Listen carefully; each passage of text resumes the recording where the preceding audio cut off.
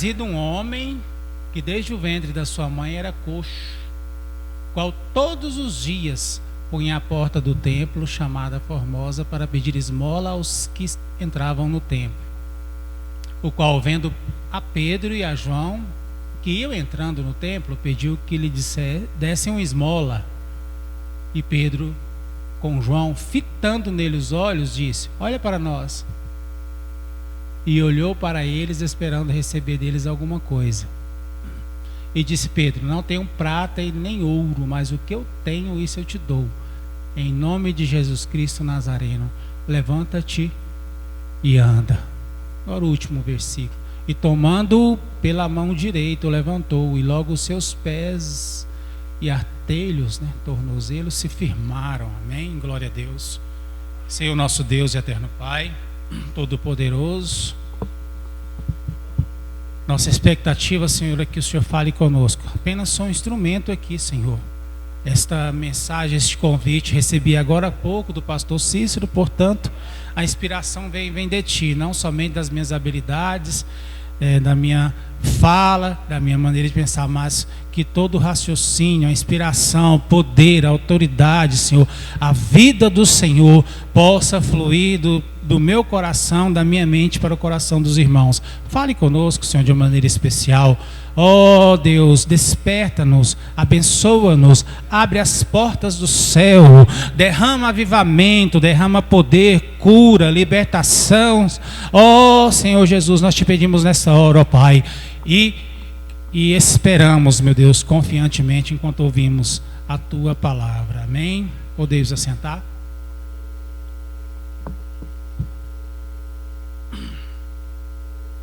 Meus irmãos, chegando agora há pouco ali, o pastor Cícero, você vai trazer a palavra. Eu falei, vixe, glória a Deus, né? Assim, de repente, e meditando, buscando lá no fundo do baú, né, evangelista, o que eu poderia ministrar assim de forma tão repentina. Falei, Jesus, e agora? É bom quando a gente é pego de surpresa. Me lembrei de certo pregador esses dias, ele dizia assim: muitas pessoas não entendem o que é o cristianismo. Cristianismo não é um mar de rosas, né? Não é só campanhas e campanhas em busca de bênçãos também, mas cristianismo é guerra.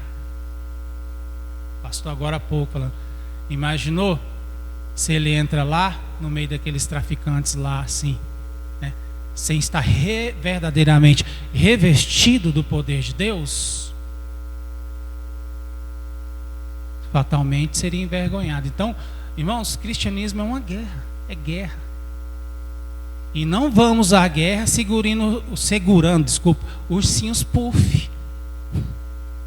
Nós vamos à guerra que munidos, com armamento, com munição, preparados, não é verdade? Então a gente sempre tem que estar preparado.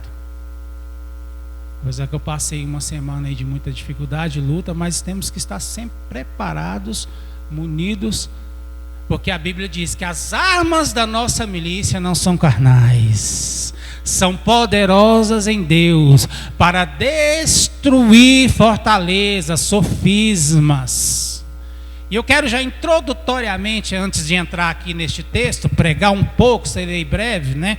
Pregar um pouco aqui, transmitir o que Deus falou aqui brevemente ao meu coração na leitura desta palavra, já aplicando um texto lá em Mateus capítulo 28, verso 18. Não preparei, se não me engano, coloque o texto lá. Jesus disse assim, logo depois de ter morrido, foi crucificado, o terceiro dia ressuscitou, formou-se a grande comitiva. Ele disse: todo poder é-me dado no céu e na terra. Todo, não é um pouco, né? A metade, não, irmãos, todo poder foi-me dado. E eu quero que você entenda que esse poder foi dado para um princípio bem básico, que ele deixou lá no Evangelho de João.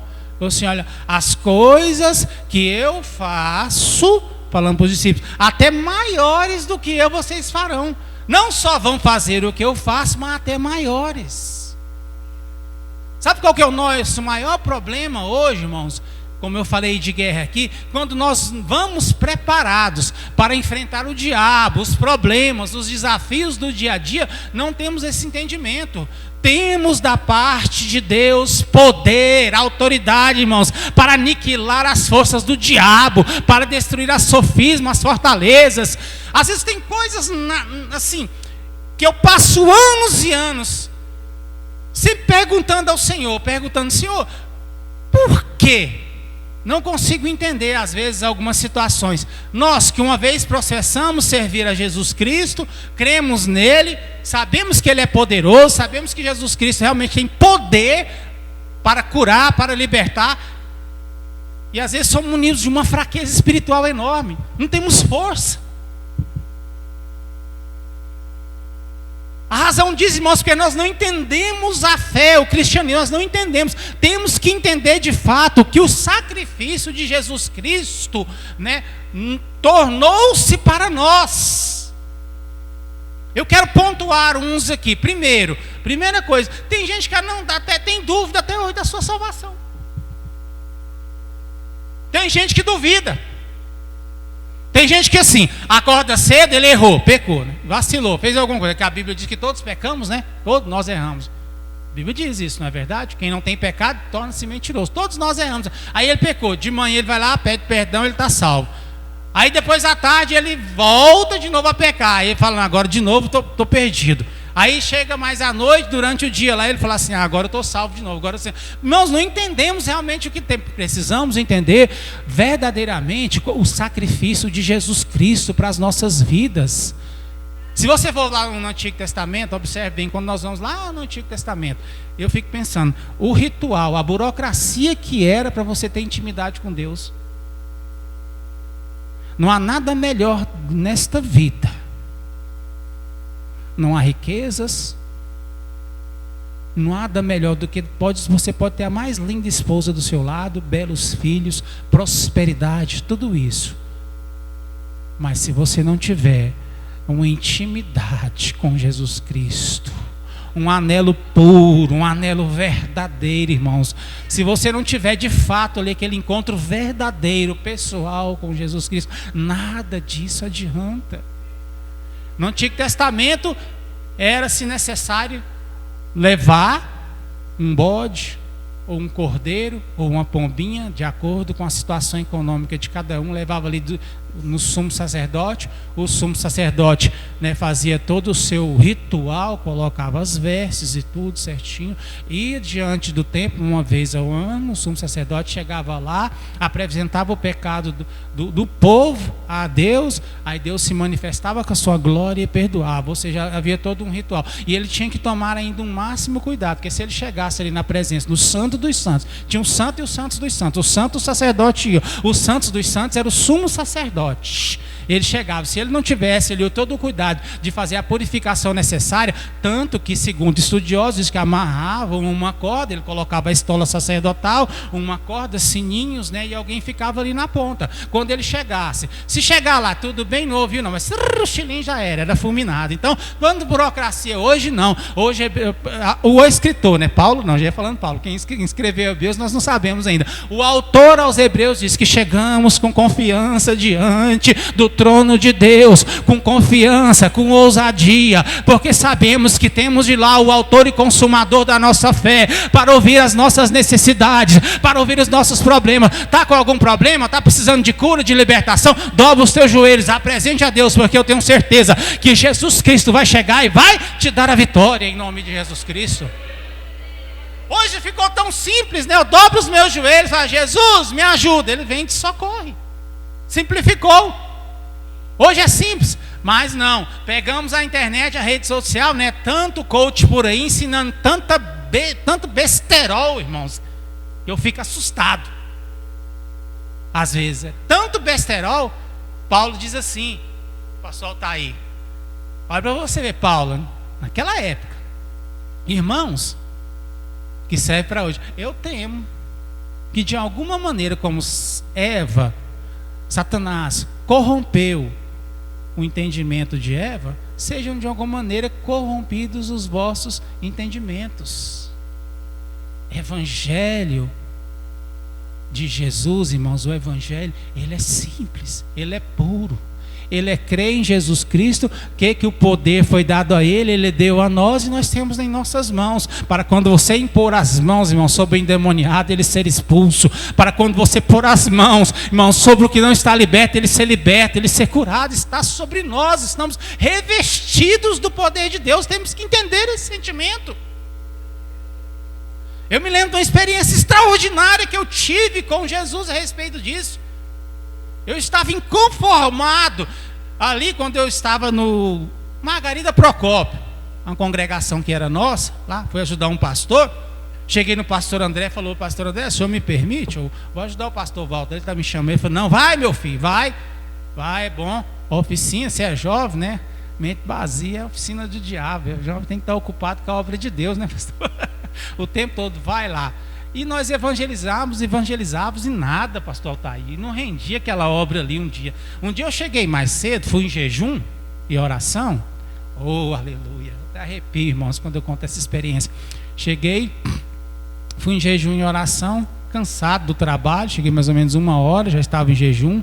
Cheguei lá 1h30, fiquei até quase 5, 6 ali orando e buscando, né? Depois eu saí e dei um pulo, fui evangelizar sozinho. O pastor ainda não tinha chegado, disse que chegava, mas não tinha chegado, aconteceu um imprevisto. Pois bem, fui. Quando eu fui, irmãos, e aí, assim, antes eu falei: mas Senhor, o que está acontecendo? O que está acontecendo? Parece que não está rendendo, o negócio aqui não está bem. Eu estou, né, em algum pecado, né? Eu, pastor, será que nós não estamos, sei lá, confiantes? A oração está pouco, o jejum está pouco, o que está acontecendo? E nós fomos. Aí eu me lembro bem que antes de eu ir, a hora que eu cheguei na porta, o Espírito Santo mandou eu voltar, eu dobrei os meus joelhos. E o Senhor falou comigo, me deu esse texto, Mateus 28, assim: todo o poder foi me dado nos céus e da terra, e está com você, vai. Irmãos, o que mudou? Minha mentalidade. Presta atenção, o Senhor está me revelando aqui o que Ele quer comunicar aos nossos corações. O que mudou? A minha mentalidade acerca de cristianismo. Evangelho, irmãos, não é formalidade, não, somente chegar aqui no púlpito, tudo muito bonito, vestir o seu paletó lindo, maravilhoso, falar bem, comunicar bem, tudo isso é legítimo. Evangelho não é só você tentar ir levantar as mãos no culto, louvar o seu hino maravilhoso, glória a Deus por isso, não. Evangelho é consciência que você é filho. Se você é filho, você tem um dunamis de Deus. Atos 1:8 diz: e sereis minhas testemunhas, e recebereis poder, que no original quer dizer dunamis, a dinamite de Deus. Tem dinamite, tem poder, irmãos, na tua mão, de você. Quando chegar o aleijado, tiver ali, você fala: levanta e anda. Quando chegar o canceroso, você some câncer desta vida. Quando chegar o que não está liberto, irmãos, quando eu saí com essa consciência, quando eu pisei o meu pé na primeira casa, já veio 2 mulheres endemoniadas. Falei: meu Deus do céu, lá está amarrado. E as mulheres caíram de boca no chão. Falei: está expulso. Já saí daquela casa lá. Quando eu ia passando na rua assim, Deus me revelou: entra naquela casa ali, tem uma mulher, já está 6 dias passando fome. Eu entrei lá e Deus revelou e manifestou o poder dele e curou. E estou resumindo a história para os irmãos aqui. Quando cheguei, irmãos, quando deu mais ou menos alguns dias lá, a igreja estava lotada. Por quê? Porque eu fui com o entendimento de que fui com o poder de Deus. Sua vida tem que ter poder de Deus, irmãos. Tem que manifestar o poder de Deus. Agora eu vou entrar na mensagem. A Bíblia diz o quê? Que João ia o quê? Para onde? Para o templo. Orar. João ia orar. Eu fico envergonhado hoje. Talvez se eu estivesse pregando fora, eu não falaria isso, mas aqui somos uma família com a minha vida de oração. Às vezes levanto cedo naquela correria, tem 2 trabalhos. Estou igual o Julius lá, né? Todo mundo odeia o Cris. Minha mulher tem esse orgulho. Meu marido tem 2 empregos. Tem 2 empregos. Chego de manhã e chego à noite. Quando eu deito, a minha cabeça sobre o meu travesseiro, minha consciência acusa assim: quanto tempo você separou de oração, né? O pregador falou muito aqui ontem, né? Isso bateu com força, né? Ontem aqui, que benção, sobre termos uma vida, uma devoção melhor a Deus. Não temos mais devoção. Essa vida, irmãos, moderna, rítmica, né? Trabalha, vai para a escola, volta, e Deus tem ficado em segundo plano na nossa vida. Pedro e João estavam indo o quê? Orar. A Bíblia diz aqui, verso 1, e subiam juntos a hora nona, 3 horas da tarde, né? Um solzinho quente lá. Era a região de Jerusalém, ali mais ou menos, ali, segundo estudiosos, é 60 graus, viu, meu irmão? Às 15 horas da tarde, mais ou menos ali. Estavam indo orar. Será que estavam preocupados com o calor? A Bíblia diz que quando eles foram, ao entrar ali no templo, tinha um homem coxo de nascença. Diz o texto que desde o ventre da sua mãe ele era coxo, e todos os dias,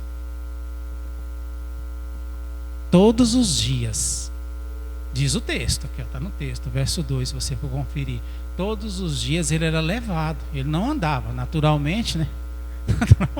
Naturalmente, se ele estava ali, alguém o conduzia, né? Não precisa, existe a síntese lógica, né, da situação, né? Certo dia eu estava ministrando na escola dominical, abri um parênteses aqui, o irmão chegou e falou assim: rapaz, você errou, viu? Eu falei: em quê? Você falou que Paulo caiu do cavalo ali em Atos, né, capítulo 9, quando ele teve a visão de Jesus, mas a Bíblia não fala. Eu falei: não, você está certo, mas já viu falar na síntese lógica? Primeiro, os sacerdotes não andavam em camelo, era uma classe mais rica, era ultrajante para eles. Vamos entender um pouco da história, né? Era humilhante, né? É a mesma coisa você vê o pastor Cício, né, aqui presidente desta congregação aqui, com Fiat 147, não, jamais, não podemos deixar isso jamais acontecer. Da mesma forma, eu falei assim: não, vamos entender a história, a Bíblia não fala, talvez eu errei dizer que a Bíblia cita, né, mas a Bíblia não fala, de fato, que ele caiu do cavalo, ele caiu por terra, né, o texto diz assim, né, caiu por terra, mas ali de Damasco, de Jerusalém até Damasco, se eu não estou enganado, era mais ou menos 200 quilômetros. A pé eles não iam. Então fui, né, chamada síntese lógica lá. E falou: ah, não, você está certo, é verdade. Então, da mesma forma, aquele coxo estava aqui no templo e naturalmente alguém o levou, né, pastor? Alguém levou, ele foi conduzido ali. Ele dependia sempre de alguém estar conduzindo ele aí todos os dias. Imagina, desde que aquele homem pela primeira vez chegou ali, sendo todos os dias conduzido, como estava a expectativa de vida daquele homem? Todos os dias dependendo de alguém. Talvez você esteja nessa situação. Talvez os seus sonhos foram frustrados, estão mortos. Por quê? Porque a sua confiança, a sua expectativa sempre está dependendo do patrão, do amigo, do vizinho. Está dependendo de todo mundo, menos de Deus. Menos de Deus. Irmãos, nós temos às vezes que entender que Deus, Ele usa conexões para nos abençoar. Usa pessoas. Deus usa conexões. Sim, sim. Deus sempre vai abençoar você. Vai chegar algo bom para a tua vida, te abençoar, através de pessoas. Não existe outro princípio. É assim que Deus faz. Deus nos criou para relacionarmos uns com os outros. Então, a benção. Tanto o pastor Cício, meu amigo, tem me abençoado aí. Estava humilhado aí, irmão. Aí, ó, por aí. Sem expectativa. Enterrei o ministério. Teve um tempo na minha vida, fez: não, vou mexer com esse negócio de ministério mais não. Um dia ele foi visitar lá e Deus usou ele tremendamente. Falou assim: olha, você tem chamado, moço. Tem um chamado aí, desperta a sua vida. Ele talvez nem percebeu, às vezes ele falou por falar assim, não, mas não percebeu tanto que aquela palavra entrou, penetrou no meu coração. São conexões, Deus usa, às vezes um amigo, usa um desconhecido, né? Deus usa. Congreguei com um pastor, a igreja estava em reforma, ele parou, os recursos acabaram. Um dia para um homem num carrão lá, acho que um BMW, um carro mesmo assim. Falou assim, quem que é o pastor? E chamei ele lá, chamou o pastor. Falou assim, o que é que falta aí para terminar a obra? Não, 10 sacos de cimento, tal. E pontuou ali, fez uma lista ali do que precisava. O pastor falou, não, à tarde que vai estar tudo aqui, não precisa nem se incomodar com frete. Sexta Avenida lá, onde nós fomos comprar uma carninha lá na igreja, nos paramos lá perto, parei com o carro lá de frente. Igreja onde eu reparei. Foi esses dias atrás que eu estive aqui. Nós fomos comprar uma carne para assar. Eu falei, nossa, como está grande. Eu me lembrei desse testemunho. E a igreja terminou. Milagre. Uma hora para outra. Deus usa assim conexões. Mas a nossa esperança tem que sempre estar prioritariamente em Deus. A minha confiança está no Senhor. Enquanto aquele homem, esse coxo, dependia todos os dias de ser levado da sua casa até ali aquela entrada do templo, ele vivia de migalhas. Todo dia era uma esmola, pastor Cauê. Todo dia. Mas a verdadeira bênção chegou quando ele teve o encontro com Jesus. O texto diz, né, que quando ele viu Pedro, no verso 3 aqui, ó, e vendo a Pedro e João e entrando no templo, pediu que lhe desse uma esmola. Deus me deu um entendimento desta palavra aqui, irmãos, e eu aprendo uma coisa: quando confiamos no homem, vamos sempre ter o resultado de migalhas, mas quando esperamos de Deus, o melhor dele acontece para as nossas vidas. Quando a expectativa está só humana, sempre vai ser migalhas, esmola. Às vezes, quando aquele homem gritava, me ajude aqui, alguém passava lá, jogava algumas moedinhas, ele tinha uma pequena alegria ali momentânea de felicidade, e ia levando a vida, levando. Quantos de nós, levando a vida, nada acontece, tudo a mesma coisa? Irmãos, eu sou revoltado com isso. De às vezes levar uma vida sempre a mesma coisa, aquela rotina, a mesma coisa, nada acontece. Não, eu quero viver o extraordinário de Deus, eu quero viver o propósito do Senhor, eu quero viver, desenterrar, como o pastor que ontem falou, desenterrar os sonhos de Deus para viver o melhor dele na vida, viver como aquele homem mesmo e viveu. A Bíblia diz que quando ele pediu, Pedro olhou para ele, isso para você ver, quando ele olhou para Pedro, ele estava embaixo. Naturalmente ele estava embaixo, ele olhou de cima para baixo, não é verdade? E Pedro olhou para cima. Quantos de nós estamos nessa situação lá embaixo, humilhado? Esperando migalhas. Você é filho de Deus, irmão. Espere isso não. Não se sinta inferior em nada. Você nasceu para voar alto. Nós somos com os pés como o da corça, para pisarmos em lugares altos, diz o salmista. Ter o melhor de Deus, viver o melhor de Deus, ser a expressão daquilo que Deus projetou na nossa vida para a glória do teu nome. Agindo o Senhor, diz, quem impedirá?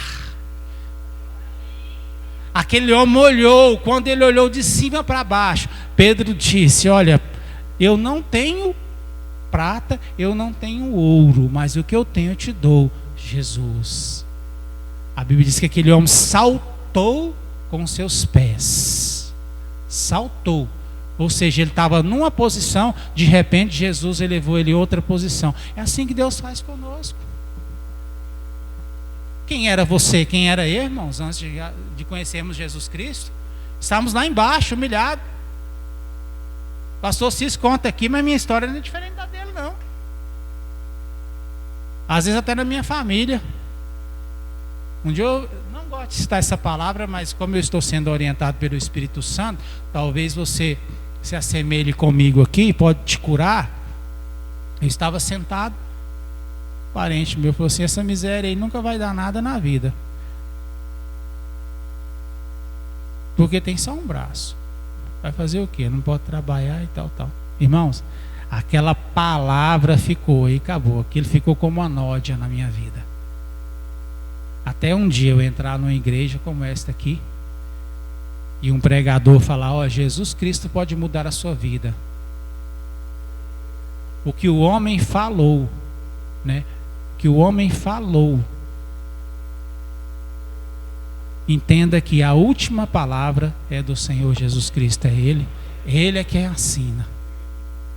Não coloque uma vírgula aonde Deus não terminou de escrever a sua história. Tem gente já colocando uma vírgula. Não. Deus continua a escrever. Quando eu entrei naquela igreja, Jesus mudou a minha vida, me abençoou, me deu ótimos trabalhos. Hoje sou ministro aí do Senhor. Tenho uma linda esposa, né? Agora o Cis tem razão, né? Agora é outro milagre e outro sonho, né? Uma feiura dessa, conseguir casar com uma mulher bonita, né? Eu me lembro uma vez em uma comemoração com a fraternização, pastores. Ali poderia levar a esposa, né? Família. Eu fui, levei minha esposa e meu gerente, era um gerente ali. Eu fui, fulano, ó, essa aqui é a minha esposa. Ele falou: mentira. Eu falei: sai, Satanás. Eu falei: ué, eu vou de jeito. Não estou exagerando, não, irmãos. Eu estou saindo desse púlpito. Eu falei: na minha esposa aqui. E mais nova, né? Lindona, maravilhosa, né? Aquela mulher bem vestida, uma morena, né? Maravilhosa. Minha esposa, Miriângela. Mentira. Eu falei: mentira nada, Satanás. Mentira é você que é mentiroso.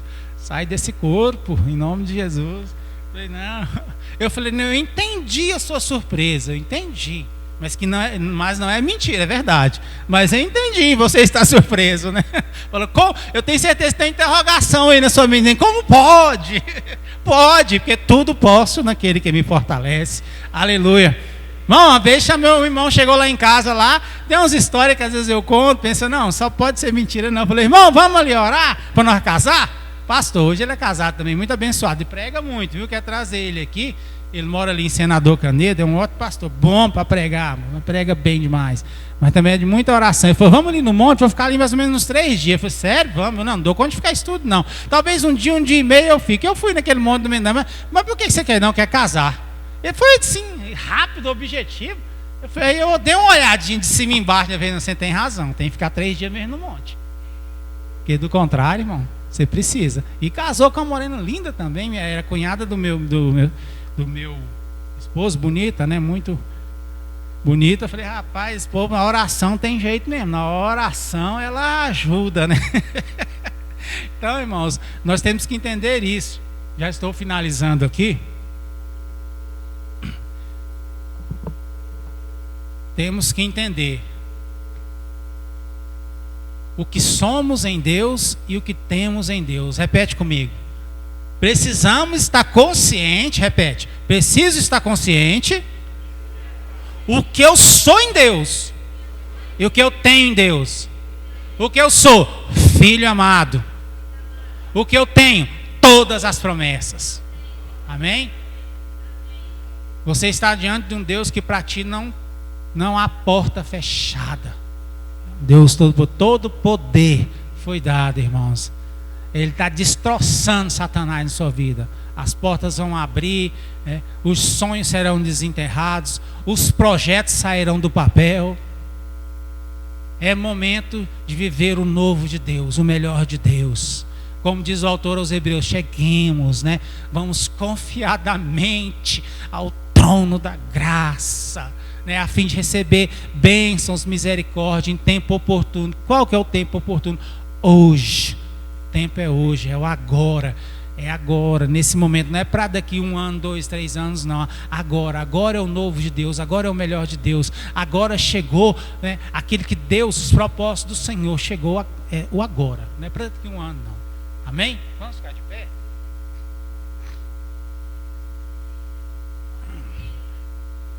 Então, quero orar justamente nesse propósito aí. Para que possamos não só entender, mas colocar em prática o que somos e o que temos em Deus. Você tem Jesus Cristo, né, o Senhor dos Senhores, poderoso aí, morando dentro de você. Amém? Senhor nosso Deus e eterno Pai, foi ministrada a Tua palavra, Senhor. Acredito na direção do Teu Espírito Santo. Possamos, ó meu Deus, que o Teu Espírito Santo leve, Senhor, em nossos corações, em nossa consciência, mas não fique aqui, Senhor, só nos nossos ouvidos, que desça aos nossos corações.